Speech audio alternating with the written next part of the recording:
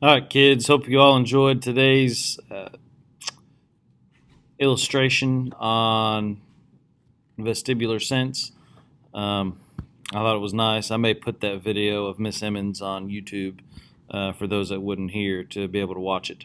But this video is we're going to get a little bit into perception. Now, we've talked a little bit about depth perception, and some of these things that's in this PowerPoint I'm going over we've already talked about, so I'm not going to spend a lot of time on those, maybe just a review.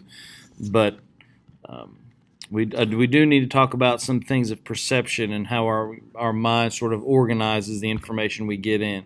And kind of what we did today will fit into this a little bit.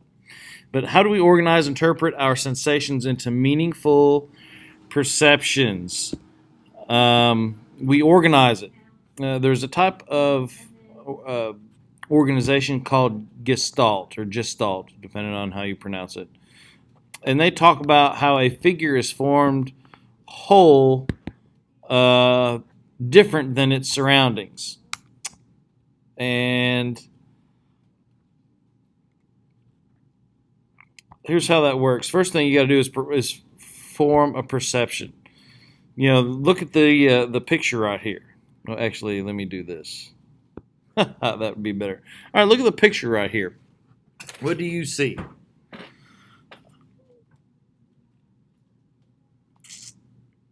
Organization of the visual field into objects or figures that stand out from their surroundings, the ground. So, obviously you see some heads, and they're either walking or holding hands, but notice you also have arrows here and arrows here. All right, and some of you may have noticed that right away. Some of you may have been able to see them both at the same time. What do you see when you see this? And this is one you see a lot. What you see depends on whether you define the background as white or black. If the background is white, you see a lamp or a vase. If the background is black, you see two heads facing each other. So what do you see here? Is it a person or a word? Depends on what the background is. All right, and then with gestalt actually means form, or gestalt psychology looks at the form in the whole, or part to whole.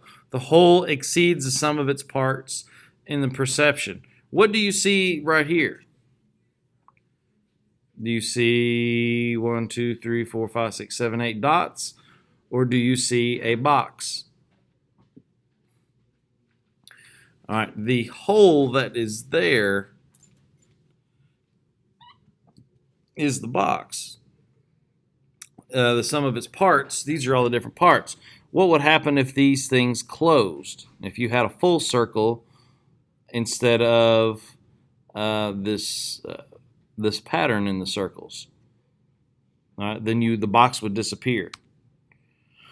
So we do this 4 different ways. We group nearby figures together, which is called proximity. So, is this 3 bars, or is it 1, 2, 3, 4, 5, 6 lines? All right. If we're using proximity, we would say, well, this is 3 different bars.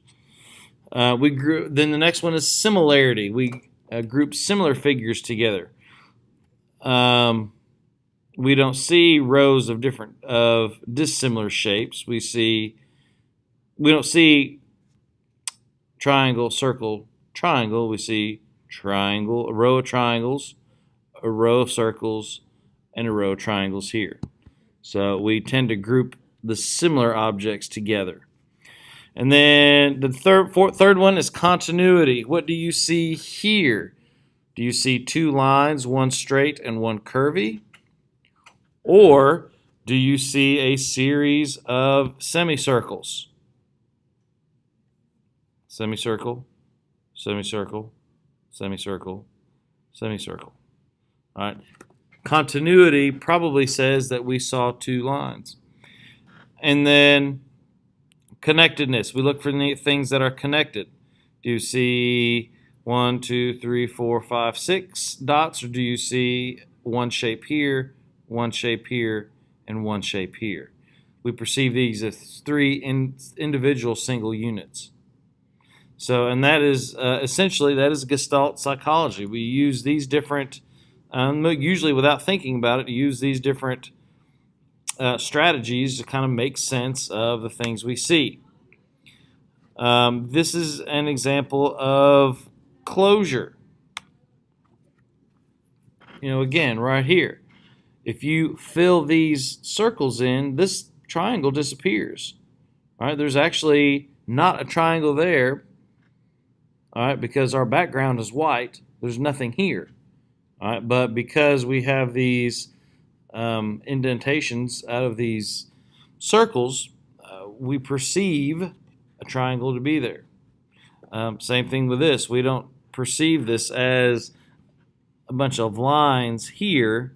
We want this connect. We want this to connect. We want this to connect, and because they don't, all right, we have this. We perceive this circle to be here when it actually isn't. It's just the way the lines are broken. Triangle is not there. We perceive it. Close the circles, and you stop seeing the triangle in both cases, or you stop seeing the circle here. So, and this is sort of them put together. Here's again the law of similarity, law of closure, law of connectedness, and law of proximity. Grouping things together. Are these 6 individuals or 2 families? Although grouping principles usually help us construct reality, they may occasionally lead us astray, as you have seen in these previous slides. We've talked about the visual perception cliff, so I'm not going to talk about that. We've talked about depth cues, so I'm not going to mention that again. Talked about light and shadow. Talked about the monocular clues.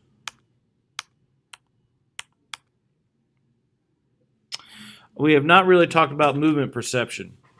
And this is the 5 phenomenon. And what happens is if you got 2 stationary lights blinking on and off in quick succession, we perceive a single light moving. You see this a lot in with arrows. And I'm not going to show this brain games because I don't think it's linked. So that is the 5 phenomenon, and again, you see these. You see this a lot in casinos. Hopefully, none of you have been in one, but when you've got one light here blinking on and off, all right, it looks like you've got one light traveling all the way around instead of these lights just blinking at set times. You see them at carnivals too. As the light kind of looks like it's traveling. That is called the 5 phenomenon. Movement perception term 2, the stroboscopic movement. This is when you take and I used to do this when I was in school, get a Post-it note, draw like a stick person, and the next one has them moving a little more and moving a little more. All right, this is also a little bit about what the Blue Man Group video was about. It is also how animation is made. Seeing a rapid series of slightly different images right after another, you see that as movement. And this won't connect because this computer. I'm at school and I cannot get on YouTube with my own computer here at the school. So never mind. Now what happened to that PowerPoint? There it is. So you can, if you want to on your own, go back and take a look at this. You can pause it. You can pause it to get this site. It's YouTube. I'm not going to do that. All right. And these are examples of some of these cues we've talked about. These are paintings on a sidewalk, about how they're using depth, distance, size, also shadow. This sidewalk art looks like all the animals are falling into a pit. Looks like you've got river or water running down the river and then just kind of falling off. Again, visual cues. These are all kind of neat.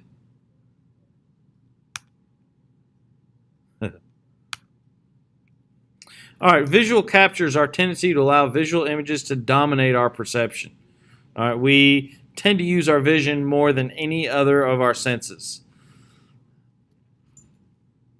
When you watch a ventriloquist act, it also seems as if the voice is coming from the dummy rather than from the ventriloquist, because we see that the dummy's mouth that moves. We don't see the ventriloquist's mouth move generally.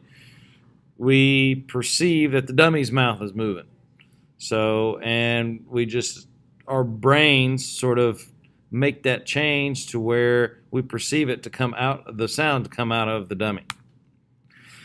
So, and that leads us to how our brain is fooled and our perception is altered. Perceiving objects is unchanging even as illumination and retinal images change. Our perceptual consistencies include consistencies of shape and size.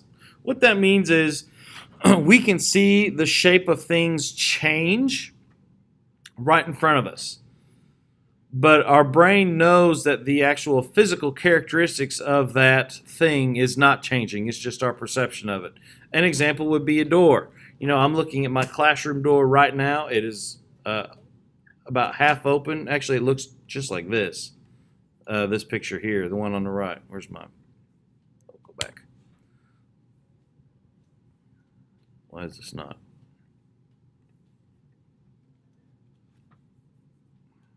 I'm having trouble today. My door right now looks like my picture on the right. I know that that is not the shape of the door. All right, the shape on the door is the picture that's all the way to the left.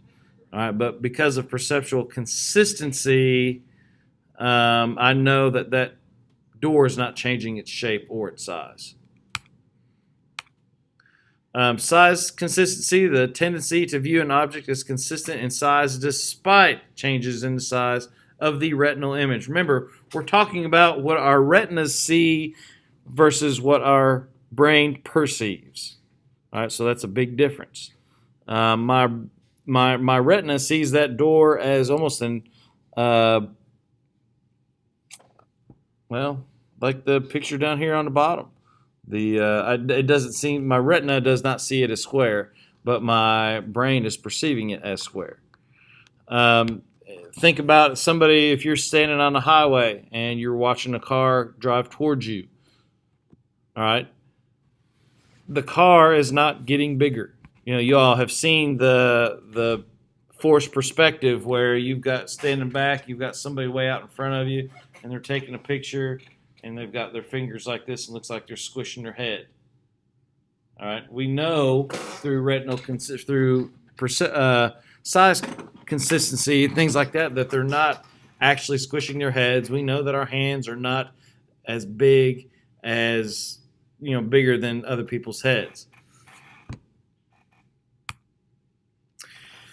So that's size consistency. Shape consistency, there's a tendency to see an object as keeping its form despite its changes in orientation. Again, my classroom door does not become more of a trapezoid as it opens. But, so I still perceive it as being a rectangle door.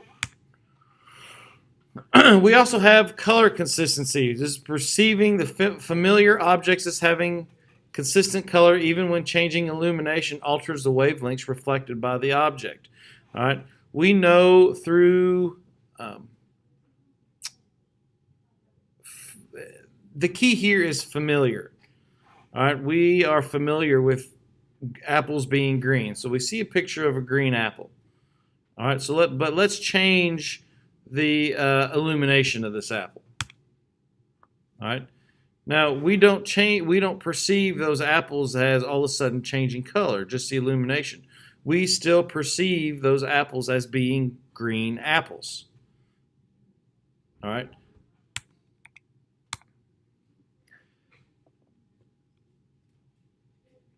So that's color consistency.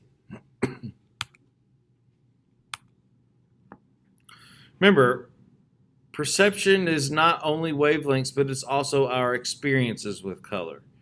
When I put my sunglasses on, I know that I've just changed the wavelengths hitting my eyes. Everything has become a darker shade. All right, my retina perceives as everything is entirely different, but my perception is that it is not, and that is color consistency and lightness consistency. An object has a constant lightness or brightness even while illumination varies. And you can see this. This happens to me a lot. If I'm going to read a sheet of paper in here, my room is all artificial light. I don't have any sunlight coming in whatsoever. But if I take this sheet of paper and start reading it outside, all right, I'm going to get blinded.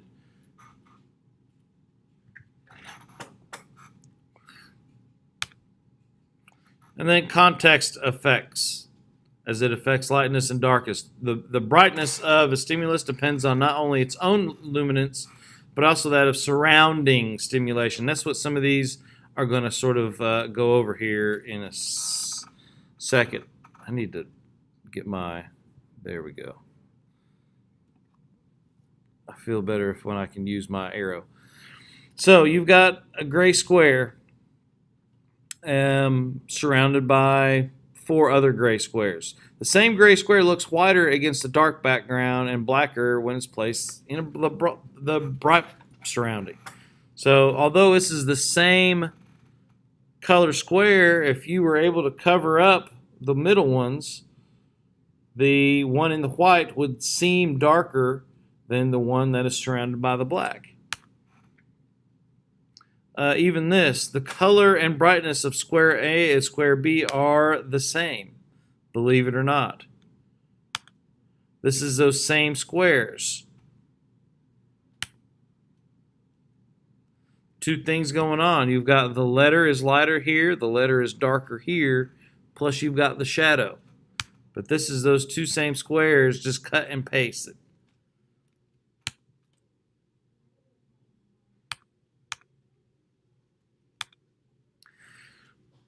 Lightness consistently depends on relative luminance, or how bright something is, or the amount of light an object reflects relative to its surroundings.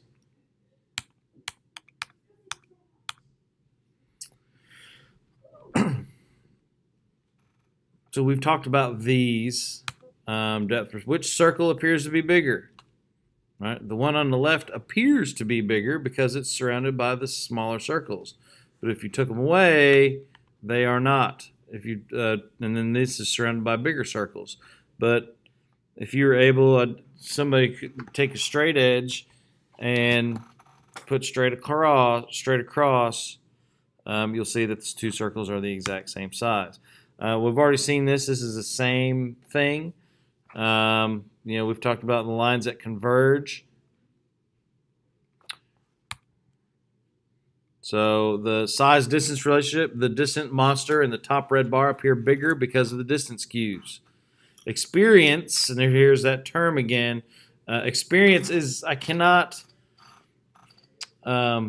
overstate how much experience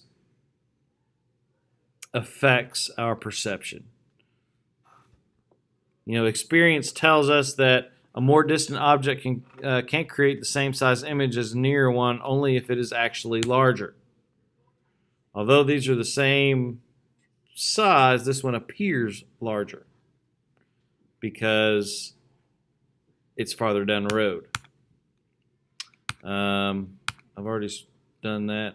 Here's some perceptual sets to perceive one thing and not another. What do you see in the center picture is influenced by the flanking pictures on the side. What do you see here? What was the first thing you saw? Did you see the guy playing the saxophone thing, or did you see the lady? Some other examples. Again, is this the Loch Ness Monster? Is this a tree trunk? Are these clouds or are these flying saucers? Gender, what are our perceptual sets by gender or our predispositions on gender? I'm not going to talk about backmasking.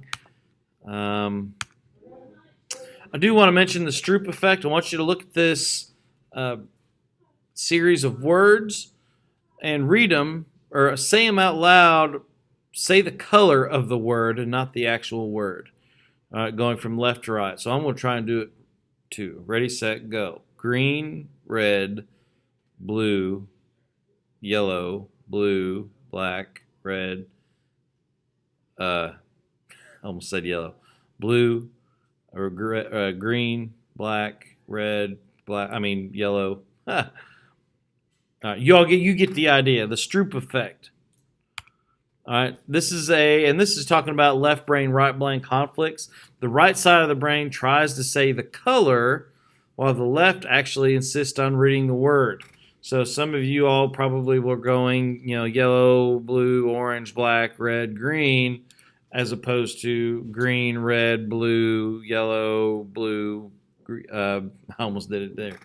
Black, et cetera, et cetera. So that's called the Stroop effect. And then, of course, context can actually alter perception. Is the magician's cabinet on the floor or hanging from the ceiling? I see it as hanging on the floor. I don't see a ceiling. I don't understand. I don't get that. I don't see that perception. I don't see that context of it hanging from the ceiling. Some of you may. I don't see it at all.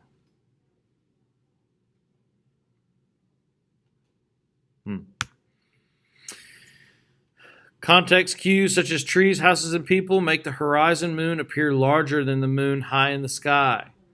A night moon is surrounded by large expanses of empty sky, which makes it appear smaller. Now, here's another theory, the relative size theory. Perceived size of an object depends not only on its retinal size, but also on the size of the object in its immediate visual environment. All right, this is a fake picture on the right, but one of the ways I've always heard you can tell that the moon and the horizon is actually the same size as the moon in the sky is use a micrometer and actually measure where the moon is at the horizon and write it down. And then when the moon gets up in the sky, do the same thing, measure it up there and write it down. And generally what you'll find is other than some atmospheric distortions, it's going to be very similar, if not the same. And we talked about cultural context. To East African women, the woman sitting here is balancing a metal box on her head while the family is sitting under a tree. All right. We generally would see this as a window and as a column in the corner of a room. So cultural context is everything, based on, remember, our retinal images, what our retinas are actually seeing. Not what our brains are seeing, but what our retinas are seeing.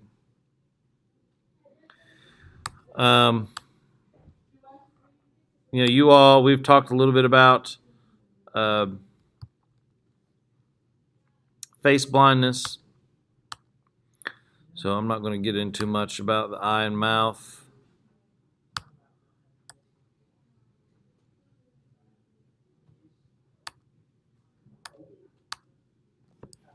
I think that's all I'm going to talk about right now. So hope you all have a good weekend, and we'll see you on Monday.